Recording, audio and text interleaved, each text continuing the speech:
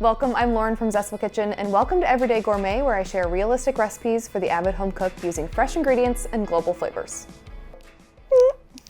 Today I'm going to show you how to make chocolate salami, which is a Southern European chocolate dessert. It's basically a no-bake chocolate cookie. It's perfect for the holidays because you can make it ahead of time, you can make a couple batches and gift them to people, and it's just a really fun and unique dessert that you don't usually see on a cookie platter. We are going to hydrate and infuse some dried cranberries with some liqueur. Now you can do orange liqueur. I don't have any orange liqueur because I used it all in margaritas. So we're gonna do Di Serono, which is just an amaretto. Both of them are good. I do think orange is better. So you can use like a Grand Marnier, you can use a Cointreau, you can use a triple sec. If you want it to be non-alcoholic, you can use just orange juice, but I would only do 1 tablespoon because it won't evaporate out like alcohol does. All right, and then we're gonna microwave this for just 30 seconds and it'll be all hydrated. Okay. They look good.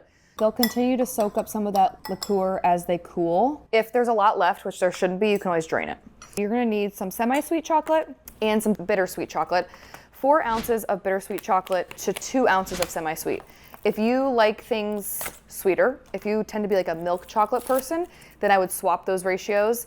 If you tend to be a dark chocolate person and you like bitter chocolate desserts, then you could do all bittersweet. I think that'd be a little overkill because this isn't an overly sweet dessert, but it is getting rolled in powdered sugar at the end. So if you want it to be a little bit more bitter, you can do that.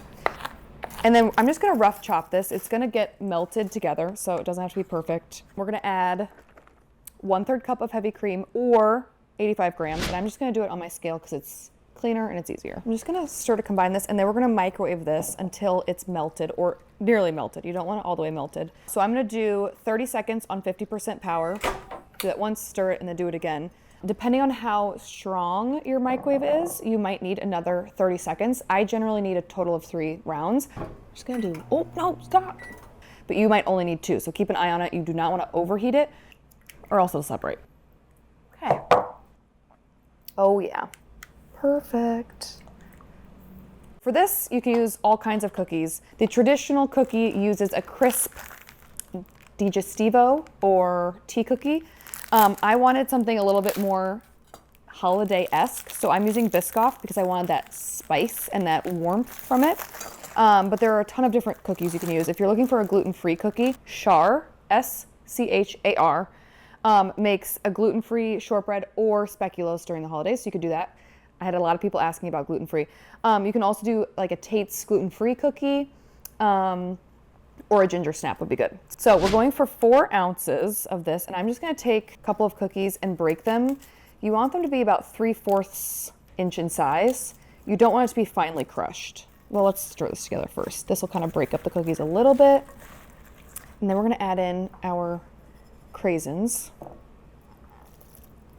And then we're gonna add in some pistachios. So I have some toasted, unsalted pistachios. If you're using salted, don't add any additional salt because we'll be adding some. And then I don't chop them, I just keep them whole. The whole point is for this to look like salami when you cut into it. Okay, then we're gonna add in a pinch of salt.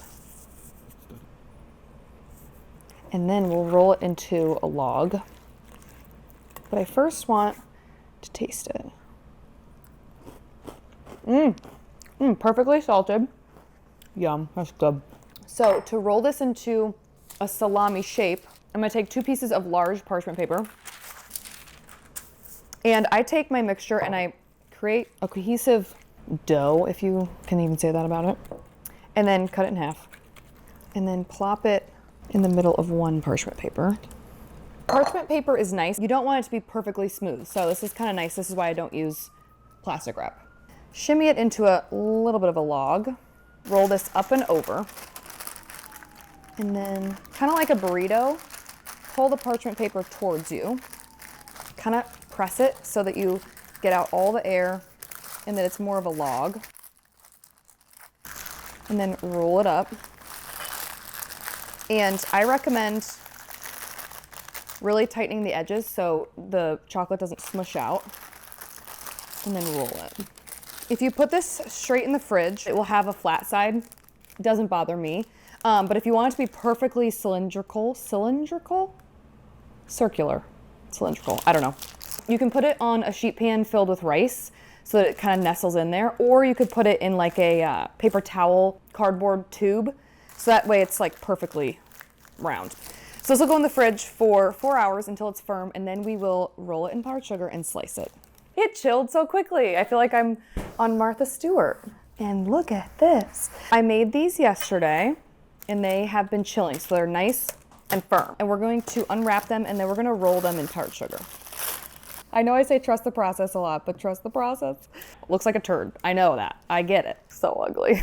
Oh, okay. But I kind of think this is where the magic is. So we're gonna add about a half a cup of powdered sugar to a small shallow bowl or a plate, whatever you want to do, or a baking sheet. You can just eyeball it. This is what makes it so fun. This might not be the ideal vessel. It's not very big.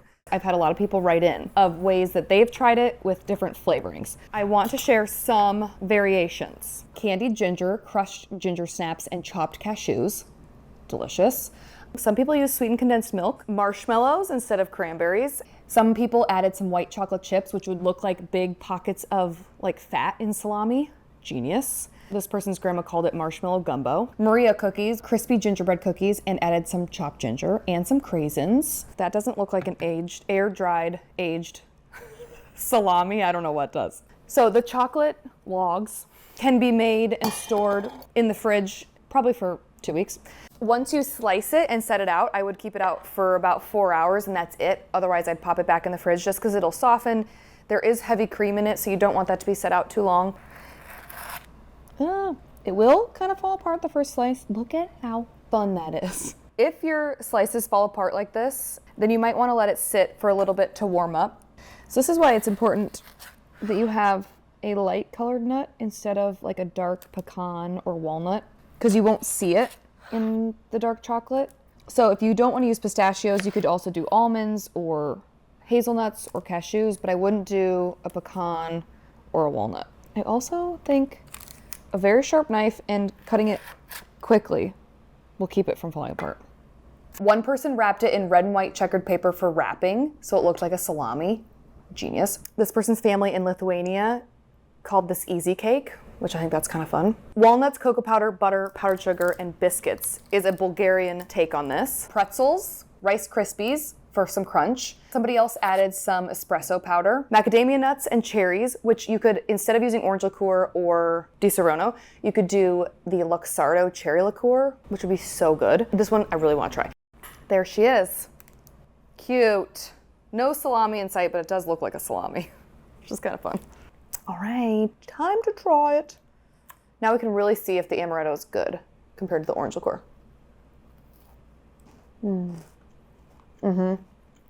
It's delish.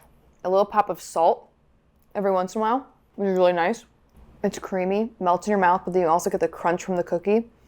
I love Biscoff cookies in this because they're so spiced and so warming. As you can see, it's such an easy cookie to make. It is so beautiful. There are so many ways that you can customize this. The only thing I wouldn't change is the ratios of things. I wouldn't change the ratio of like cookie to nut. It's really important that you have those cookies to kind of hold everything together. The nuts will make it fall apart, so don't increase that. But otherwise, you can really play around with whatever cookie, nuts, dried fruit you want. Let me know what combination you make. I'm curious to know what you would do. And let me know if you have any questions. I'll link the recipe below in the caption. And I hope you enjoy this recipe. Happy holidays. And I hope you meet me back here next week for another Everyday Gourmet. I'm going to make the white chocolate cranberry pretzel one. That sounds fun.